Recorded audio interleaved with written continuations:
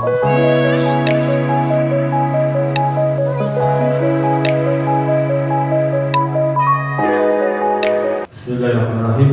Assalamualaikum warahmatullahi wabarakatuh. Bapak Pengawas SD, Bapak Selamat SPD yang saya hormati, Ibu mentor kita, Ibu Indah Setiawinani SPD SD yang saya hormati, tak lupa Bapak Ibu peserta seminar yang saya cintai dan saya banggakan. Perkenankan saya di sini akan memaparkan dari hasil laporan orientasi terkait dengan program yang saya buat atau saya lakukan di SD saya nanti selama 5 tahun ke depan. Terlebih dahulu sebelum paparan itu saya laporkan, perkenankan nama saya Muhyiddin, unit kerja saya di SD Negeri Ponorogo 3, Kecamatan Ketasan, tepatnya berada di Dusun Sulawok, Desa Ponorogo, Kecamatan Ketasan. Kalau jenengan mau ke Salatiga, jenengan melewati arah Bonpete, arah ke Jamol, melewati jalan lingkar Salatiga, otomatis jenengan semua melintasi di wilayah SD tersebut. Nah, kebetulan SD saya, SD kami itu berada di pinggiran Bapak Ibu, sehingga SD itu berada di perbatasan antara Kabupaten Semarang dengan Kota Salatiga. Nah, maka di situ sangat minim sekali anak-anak untuk minat belajar di SD kami, sehingga di situ kami harus bekerja keras, bekerja ekstra, membuat motivasi, membuat inovasi bagaimana agar anak bisa tertarik, bisa masuk ke SD kami. Nah, terkait dengan laporan itu Bapak Ibu ingin saya laporkan, dilanjut, yaitu terkait dengan pembentukan karakter religius peserta didik melalui pembiasaan sholat duhur pada siswa kelas 3 materi sholat kewajibanku.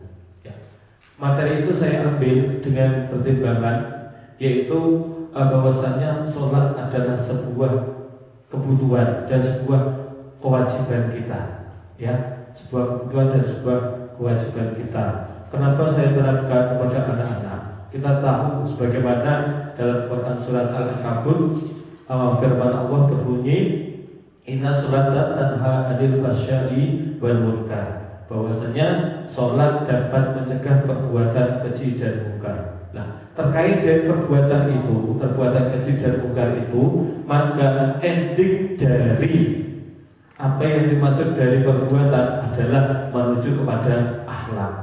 Maka dari itu, melalui pembiasaan sholat, kita berupaya untuk menanamkan akhlak-akhlak religi atau akhlak-akhlak keberagamaan kepada peserta didik. Dilanjut.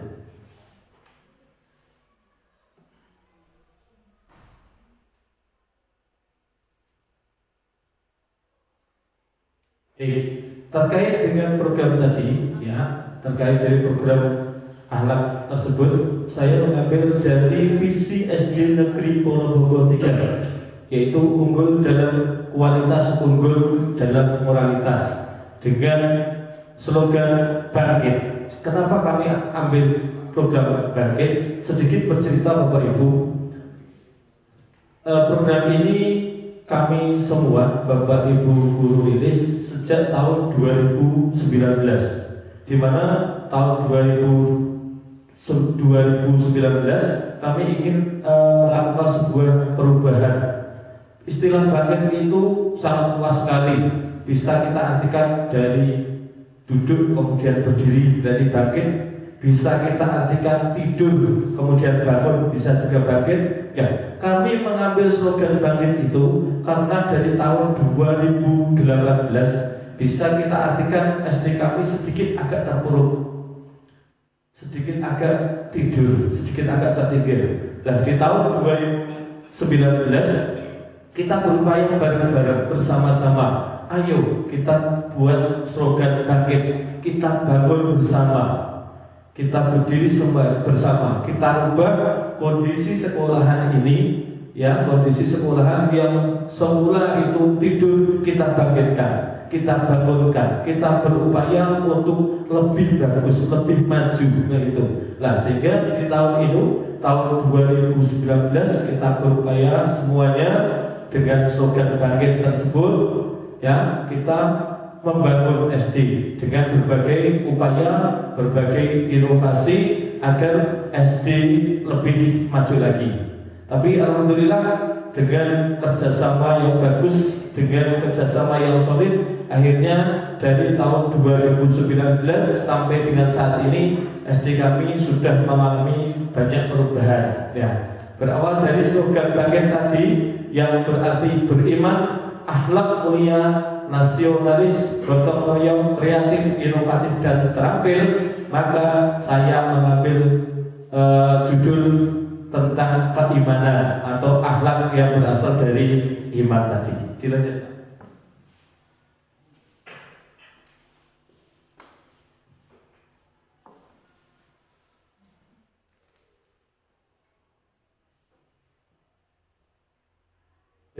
Kalau tadi di sana dicantumkan tentang visi atau apa yang akan menjadi angan-angan, maka di sini diwujudkan dengan misi SD Negeri Ponorogo 3, yaitu yang pertama meningkatkan keimanan dan ketakwaan dalam rangka membina kecerdasan spiritual. Yang kedua, meningkatkan pembelajaran yang efektif, kreatif, inovatif dengan mengedepankan potensi yang ada. Yang ketiga, yaitu meningkatkan lingkungan sekolah yang aman, indah, nyaman demi terciptanya iklim belajar yang kondusif. Yang berikutnya, yaitu atau yang terakhir, isi dari SD Negeri Ponorogo 3 adalah mengedepankan transparansi manajemen sekolah. Terkait dari visi dan misi SD kami, maka saya mengambil kesimpulan atau dapat mengambil garis besar bahwasanya adanya kurang minat peserta didik dalam melaksanakan ibadah sholat itu terdiri dari beberapa hal, ya. Di antaranya nanti saya akan uraikan di dalam program yang akan berjalan selama 5 tahun ke depan. Lanjut. Oke, dalam rancangan program tersebut, yaitu yang pertama, mencari tahu penyebab kurangnya minat siswa dalam melaksanakan sholat. Saya yakin tidak hanya di sekolah saya, mungkin di sekolah bapak ibu guru juga sama. Ketika anak-anak disuruh untuk sholat, mereka mesti mempunyai dalil yang bermacam-macam, mempunyai alasan yang bermacam-macam. Untuk apa? Untuk menghindari kegiatan-kegiatan tersebut. Sehingga di tahun yang pertama saya mencari tahu penyebab kurang minatnya siswa dalam melaksanakan sholat itu apa. Dengan cara satu, saya melakukan wawancara kepada mereka. Yang kedua, mengumpulkan data-data, melanjutkan pertanyaan kepada mereka, mengajukan pertanyaan kepada guru-guru lain terkait dengan penyebab apa yang mereka rasakan dengan mereka malas melaksanakan sholat. Dilanjutkan setelah yang kedua, yaitu menentukan media yang akan saya gunakan untuk meningkatkan dan pemahaman peserta didik tentang sholat.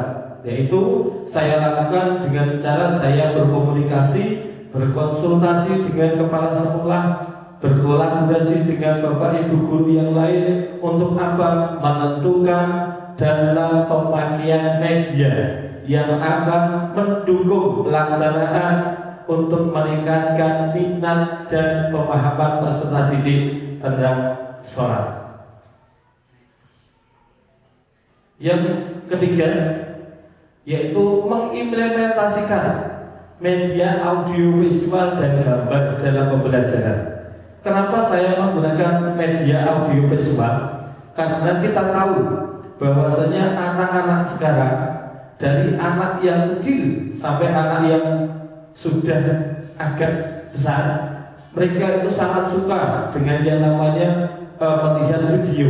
Sehingga di sini saya menerapkan dalam pemakaian media itu menggunakan media audio, visual dan gambar, sehingga mereka itu terkesan lebih senang dan lebih menarik dalam pemahaman materi.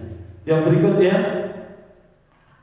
yaitu dengan melaksanakan pembelajaran yang menyenangkan. Kalau tadi kita merancang, maka sekarang kita melaksanakan. Kita ajak peserta didik untuk melihat bersama, untuk menyaksikan bersama, menyusun gambar-gambar dan juga bacaan-bacaan sholat, serta kita ajak peserta didik untuk mempraktekkan secara langsung terkait dengan apa yang telah mereka peroleh dari pelajaran yang sudah dipelajari. Dilanjutkan. Yang berikutnya yaitu melakukan pembiasaan. Pembiasaan yang dimaksud adalah pembiasaan keagamaan dengan melaksanakan sholat zuhur berjamaah, di mana ini kita rancang dengan yang pertama, kita menginformasikan kepada anak-anak, kepada bapak dan ibu guru, terutama untuk yang muslim, itu kita menginformasikan untuk membawa alat sholat setiap hari Senin sampai hari Kamis yang digunakan untuk pelaksanaan sholat zuhur berjamaah. Kemudian yang kedua, kita buatkan jadwal untuk muadzin dan juga jadwal imam, sehingga di sana nanti akan bergantian, bergilir dalam melaksanakan kegiatan sholat zuhur berjamaah. Lanjut.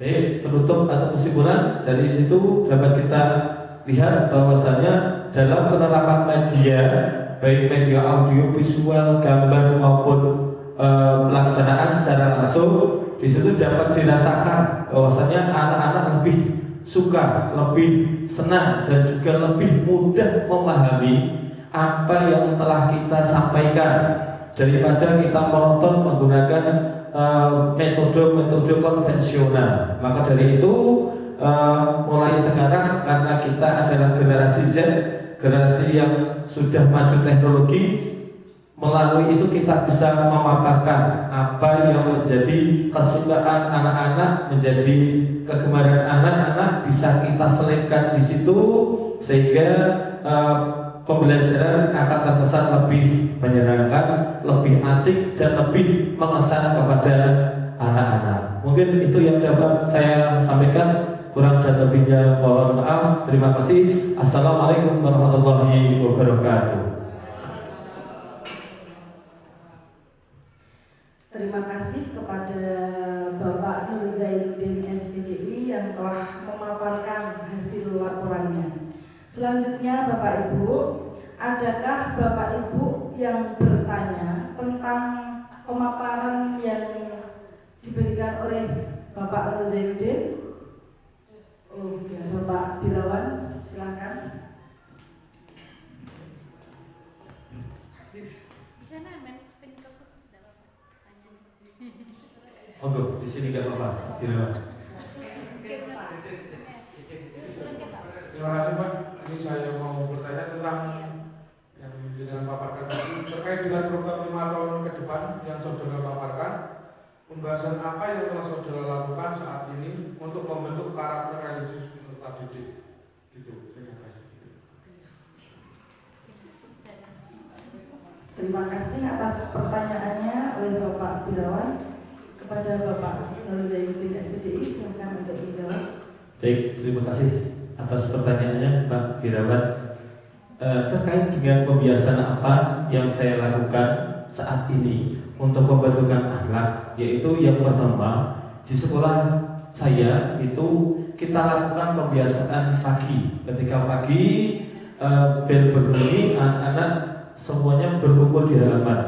mereka melakukan kegiatan doa pagi bersama dengan ikrar pagi menggunakan 3 bahasa, yaitu 1 bahasa Indonesia, 2 bahasa Arab, yang ketiga bahasa Inggris. Itu yang kita lakukan. Jadi setiap hari Senin Selasa menggunakan ikrar bahasa Arab dan bahasa Inggris, kemudian Rabu Kamis menggunakan bahasa Jawa, dan yang hari Jumat Sabtu kita menggunakan bahasa Indonesia. Kemudian yang kedua, kita melakukan pembiasaan dengan sholat duha itu di pagi hari setiap hari sebelum pembelajaran dimulai. Yang ketiga, ketika pelajaran dimulai, kita awali juga dengan yang namanya membaca Asmaul Husna, sehingga itu nanti kita tanamkan bersama untuk membiasakan anak agar mereka lebih terbentuk karakter atau jiwa-jiwa religi kepada peserta didik.